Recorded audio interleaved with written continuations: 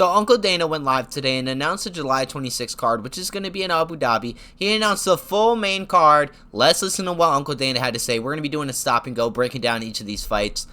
Let it rip, Baldy. Here we go. In the main event, we have number 5 ranked Robert Whittaker taking on Reinier de Ridder. Robert Whittaker, a former UFC They're showing you well highlights. middleweight champion. You all know he's been in some of the best fights in middleweight history, and now intends on being the first guy to beat de Ridder in the UFC. De Ridder is a former middleweight and light heavyweight world champion and has finished everyone he has fought in the UFC. He's coming off a win over the top prospect in the sport, Bo Nickal. Over the top prospect in the sport. Run that back. Run that back. Run that back. Everyone he has fought in the UFC. He's coming off a win over the top prospect in the sport, Bo Nickal. Over the top prospect in the sport, that's news to me, and I run an MMA channel, okay? Hey, that's news to me. He is not the top prospect in the sport. What about, Zhang? Oh my god. Oh, I was gonna fucking make up his name, but that would have been terrible if somebody clipped that. The dude who just fucking cleared Anthony Smith. How about that? How about that guy? That guy is the top prospect in the sport, if you ask me. How about Tom Aspinall? Technically a prospect, right? We've seen him fight, he has 10 minutes of octagon time in total. We've never seen this dude in there for real. There's a bunch of better prospects than Bo Nickal, but that's not what we're here for, okay? Reinier de Ridder is going to extract the rest of the teeth that Robert Whittaker has left. I've been told by sources close to the situation that Khamzat Chimaev has made a chain of the teeth that was pulled from the Robert Whittaker fight, and he wears the chain regularly as a trophy, essentially. But yes, we did see Khamzat Chimaev take all of the teeth from Robert Whittaker's mouth.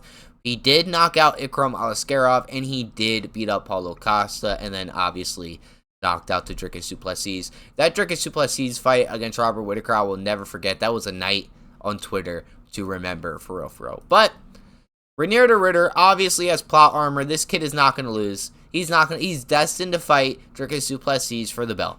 It's not even going to happen. Robert Whittaker is the old guard. He's the old guard. Izzy, out of there. Costa, on the fringe. Who else? Vittori? Come on, bro. The whole old guard is about to change. We're about to get the new guard. And this is him. The lanky, weird, I wouldn't say cringe, but definitely awkward Reinier de Ridder is going to walk through Robert Whittaker. Let's hear this co-main. Nickal. If de Ridder can beat Whittaker, it's very likely he'll be fighting for the number 1 contender bout next. Next? Bro, if he beats... Who is up for the fucking title to fight DDP besides Khamzat? Give it to RDR. Give it to Khamzat's not even going to pull up. He's not going to pull up. How about that? Just give it to RDR. If RDR beats up Robert Whittaker, we can skip the Khamzat fight. We could skip the Khamzat fight, right? Guys, you guys are with me? Khamzat's not active, at all. He kind of almost super almost lost the fight to Usman. Are you guys with me? Or... I am pumped for this fight because these guys are both killers, and they always come out and deliver. In the co-main event, we have another 5-round fight between number 4 ranked Movsar Evloev taking on the guy most people consider to be the top free agent in the world, Aaron Pico. Have we not seen how these free agent signings have done recently? Hachi Mix, Crucio Pitbull, Aya Sakura. No? No, I'm wrong? It's not like Aaron Pico has never lost a fight before. This dude has lost a guillotine. He's been knocked out. He hit a flying knee. He got hit by a flying knee. He lost due to shoulder injury. Yes, he's on a 3-fight winning streak. Cool. Nobody on his resume matches to a dude named Movsar Evloev. Now, yes, Movsar Evloev has had multiple close fights with a lot of people, okay? In my opinion, yes, he lost that Aljamain Sterling fight. Yes, he did. That Arnold Allen fight was really lit. I'm upset that he beat Arnold Allen. But the Aljo fight, Movsar, you lost. You lost. Again, these dudes from other organizations are not well tested. They're not well tested. They're not. They're absolutely not. It doesn't matter how many knockouts you're coming off of in Risen, okay? UFC is completely different. The atmosphere is different. The amount of people watching you is different. The feel of it is different. The amount of press that are there is completely different. Brother, we're going to be seeing an Aaron Pico humiliation ritual going on out there. That must be what these dudes are signing, because they're not going out there and they're going out there and looking like absolutely pathetic. Kai Asakura, Patchy Mix, Aaron Pico, Patricio Pitbull. Like, Aaron Pico does have really good odds just out of the previous people that have been brought in, if you count the last 4 people, right? He probably has the better odds of winning this fight. Mozavar is not no, like, world destroyer. He almost lost a fight against Aljamain Sterling. No disrespect to Aljamain Sterling. I'll fuck with Aljo, but you're not going out there in, like, Khabib and shit, like, domination. You know what I'm saying? Now, Aaron Pico, you have not fought the caliber of people that are in the UFC. I'm going to be going Mozavar by decision, because this dude's a fucking decision merchant. A literal decision merchant. Like, actually. But Mozavar does have a lot of canceled fights. So, hey, maybe my boy won't make it. But I think he's going to make it. And I do think Aaron Pico is going to go. I don't see a way of Aaron Pico getting a victory against Mozavar. Give Mozavar a fucking title shot. Does that mean that they're going to give Yair a title shot? Since Mozavar is fighting Aaron Pico? Why does Aaron Pico basically get to fight the free #1 contender? Absolutely makes no sense. Go on, Dana. Evloev is undefeated at 19-0 and one of the most intimidating guys at featherweight. And we're going to have him fighting a dude basically off the street who has been knocked out before at least twice. That seems about right. Aaron Pico is a ridiculously violent striker and a very high-level grappler. Pico has had hype behind him since he was a teenager because of his skill and fighting style, which people compare him to the likes of Justin Gaethje or Dustin Poirier. If Mozavar can get... Brother. I understand, Dana, you're trying to sell fights. I get it, but don't... He's not a Justin Gaethje or a 35-year-old Dustin Poirier. He's not. And it doesn't really matter either way, because nobody checked this brother's grappling. Mozavar double leg, traps the legs, and beats him up on the fence for about 25 minutes. The victory, he will likely be the next contender for the title against Alexander Volkanovski. Expect this fight to be an absolute war. Just added, former UFC champion and #3 ranked bantamweight in the world. By the way, I don't know if you said that, but that fight is 5 rounds. The Aaron Pico versus Mozavar Evloev fight is literally 5 rounds.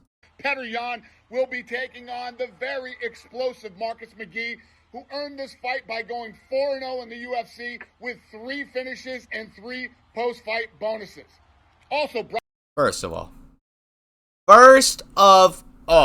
Now, Petr Yan is Petr Yan is highly ranked in the division. Okay, coming off of 2 wins back-to-back, Song Yadong and Davison Figueiredo. He did go on a nasty 3-fight losing streak, lost to Aljamain Sterling, split decision, lost to Sean O'Malley. In my book, he didn't, but that was also a split decision, and then got 50-45 by Merab. But he's bouncing back, 2-win streak with Song Yadong, which, like, honestly really broke my heart, because I fuck with Song Yadong over here, and Davison Figueiredo. But Marcus McGee's last 3, I'm going to name them all for you. Probably only know one name. Jonathan Martinez, decision unanimous. Gaston Baralio, striking, round 2. J.P. Buys, right hook, round 1.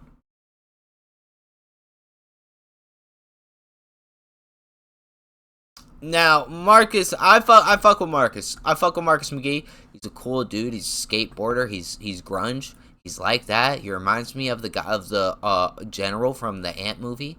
I don't know if it's the Ant movie. It might be the Bugs movie. But there's an Ant general, and Marcus McGee, no disrespect, looks just like him. And I fuck with Marcus McGee. But the skill gap might be a little bit too high. I'm pretty sure Marcus is ranked like 13. But nobody else in the division wanted to fight Petr Yan.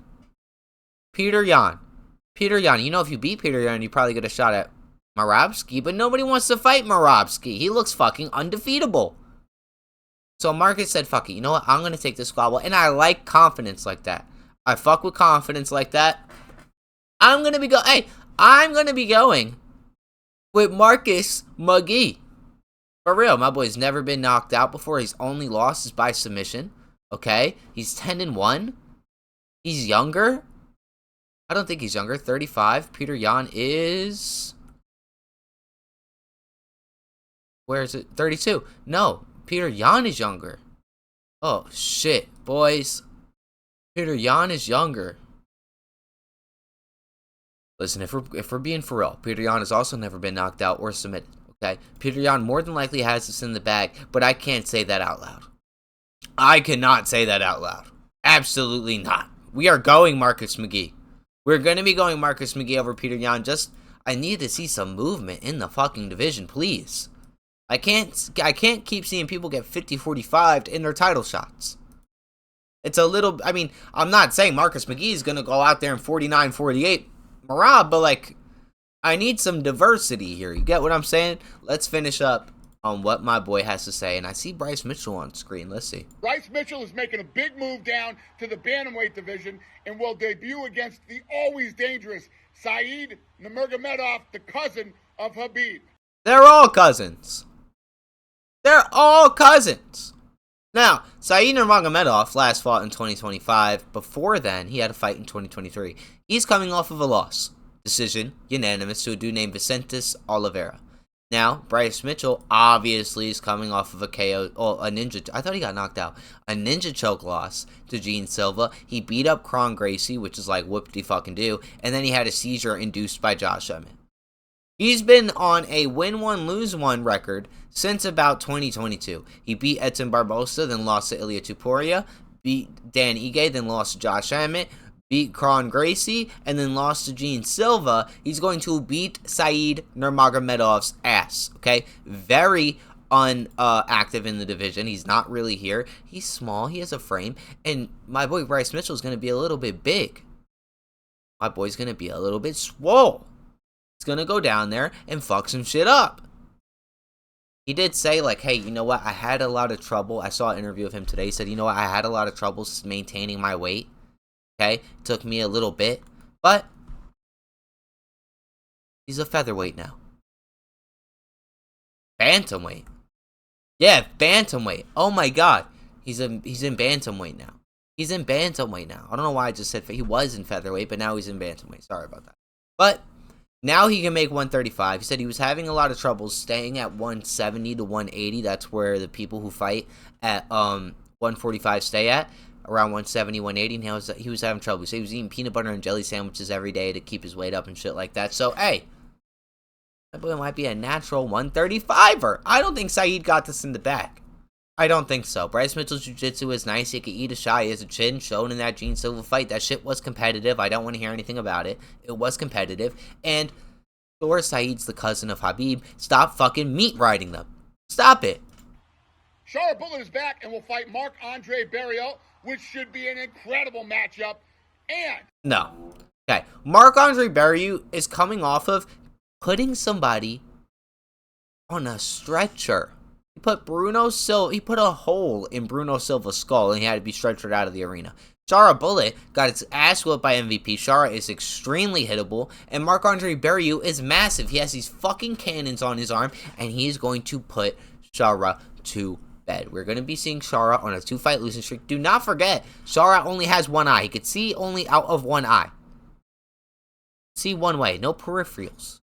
No peripherals. So use that to your advantage, bro. I don't know what eye he's blind in, but whatever eye he's fucking blind in, launch those overhands from there. Or those uppercuts. I was going to say underhooks. Uppercuts. He has no peripheral vision. Shara gets hit a lot. His kicks are nasty, but power through those. You know the counter to a kick is just a jab. Just walk forward and jab him. You know what I'm saying? Hit him. He's extremely hittable. Let's see what the last fight that my boy Uncle Dana has to announce. Top-ranked light heavyweight Nikita Krylov puts his 93% finish rate against the 100% finish rate of the absolutely terrifying Bogdan Guskov. This is a fucking fight of savages. Nikita Krylov versus Bogdan. Listen, Nikita Krylov is coming off of a loss to Dominic Reyes. He got his ass whooped and knocked out in the first round against Dominic Reyes. Sure, he triangle choked Ryan Spann. Great. He beat up Alexander Gustafsson in 2022 while my boy was on his downside. You know what I'm saying? Now, Bogdan, the dude, Bogdan, his last loss was in 2023 due to a rear naked choke, and then before then he lost in 2020. Everything else besides then has been straight up finishes. Straight up finishes. My boy's barely seen the fucking judges. Only one time, and it was for, a decision. He has 14 wins by knockout. We are going Bogdan.